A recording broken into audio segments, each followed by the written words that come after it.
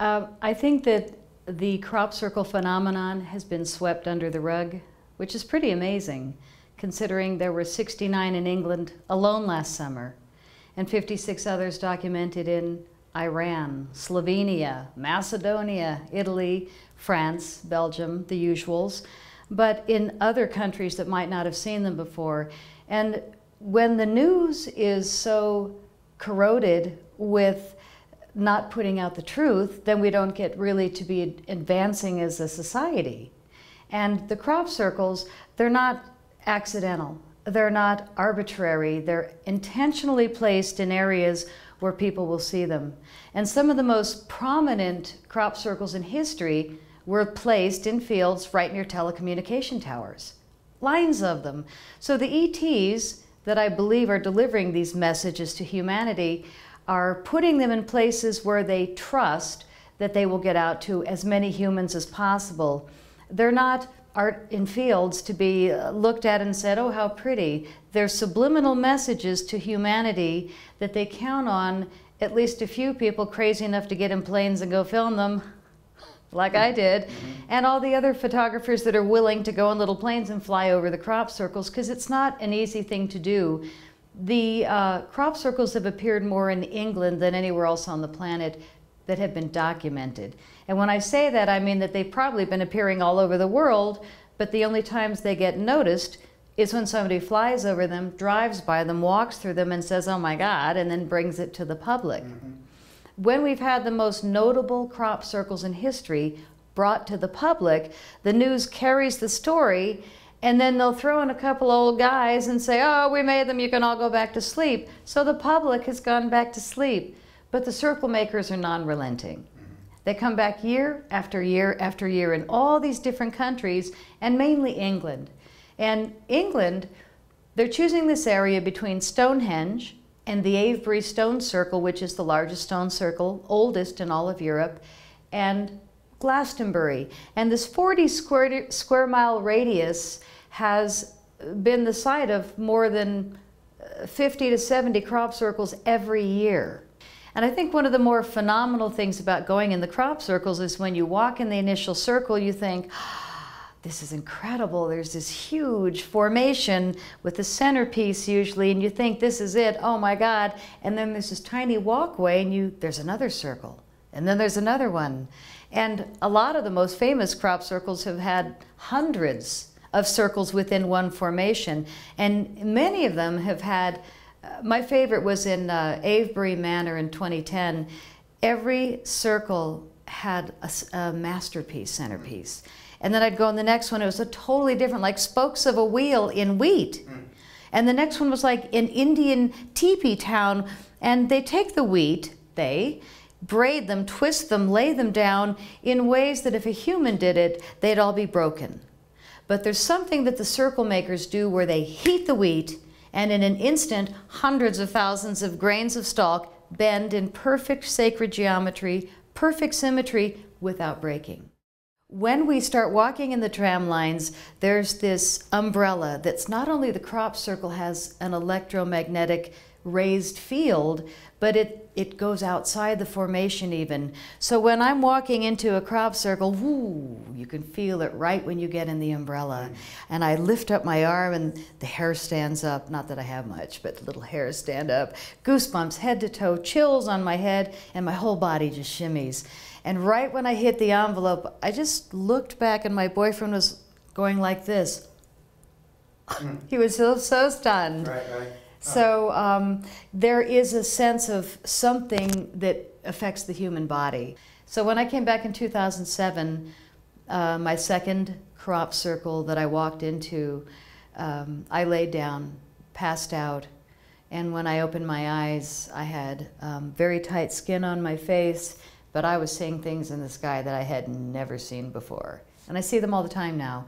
But something shifted in me, and I didn't realize that I had been taken that day. When I woke up, I saw these things, and like I knew something had changed in me, because all of a sudden my vision was really extreme. I could see plasma in the sky moving, and they had specific shapes and sizes, and I just lay there watching them.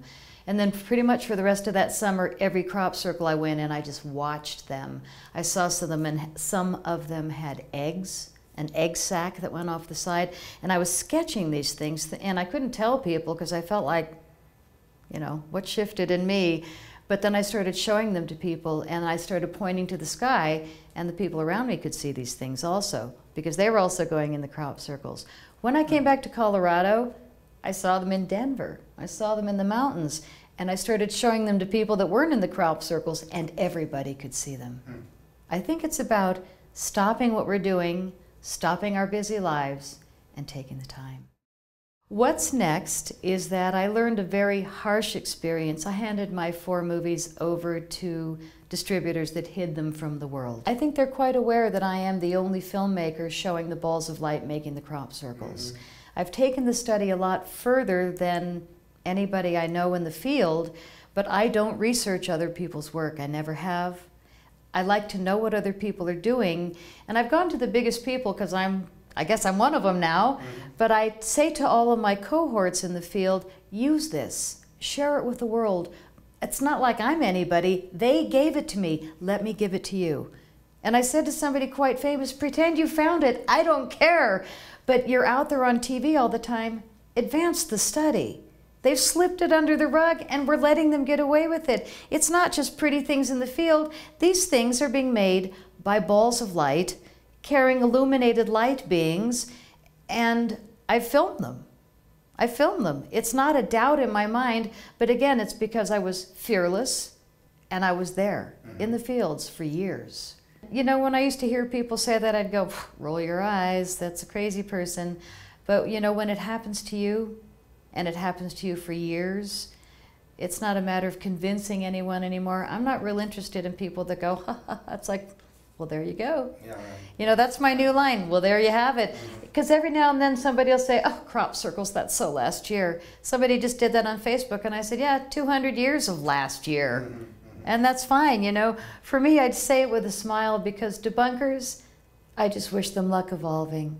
You know, it's got to be kind of hard to sit there in your small-minded world and just go to the mall and stay busy and honk at people and be mad all the time. Yeah. It's another thing to allow yourself to be open and wake up to something new.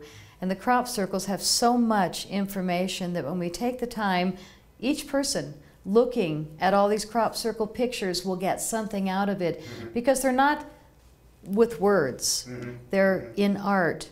And art, I think, is the form that they're using because it's a language that we all speak. It's not something that we have to understand. You look at it, and it gives you a feeling.